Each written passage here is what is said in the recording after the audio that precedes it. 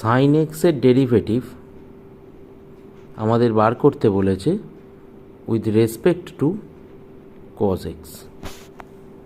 তার মানে আমাদের এই সাইন এক্সের ডেরিভেটিভ বার করতে হবে কজ এক্সের রেসপেক্টে, এক্সের রেসপেক্টে কিন্তু নয়। এই ধরনের অঙ্কগুলো দিলে আমরা এই দুটো ফাংশনকে দুটো নাম দিয়ে লিখে নেব। ধরো এটাকে লিখলাম এফ এক্স আর এটাকে জি এক্স, দুটোকে অ্যাসাইন করে দিলাম।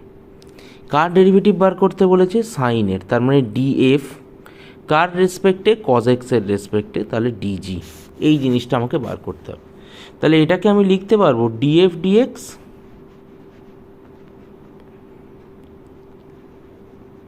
ডিএক্স ডিজি, এইভাবে। এবার আমরা যদি এই দুটোর ভ্যালু পেয়ে যাই তাহলে এই জায়গায় সাবস্টিটিউট করলেই চলে আসবে।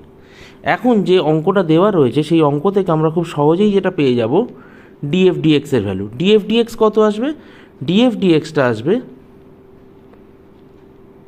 এফের ডেরিভেটিভ এক্সের রেসপেক্টে কজ এক্স, আর ডিজি ডিএক্স কত আসবে? জি এর ডেরিভেটিভ এক্সের রেসপেক্টে মাইনাস সাইন এক্স। তাহলে এবার এই দুটো ভ্যালুকে জাস্ট আমাদের সাবস্টিটিউট করে দেবো। সাবস্টিটিউট করে দিলেই আমরা আমাদের উত্তর পেয়ে যাব। ডিএফ ডিএক্সের জায়গায় আমরা বসাবো কজ এক্স, ডিএক্স ডিজিটা এটা উল্টে যাবে, চলে আসবে by sine x with a negative sign. তাহলে আনসার চলে এলো মাইনাস কট এক্স।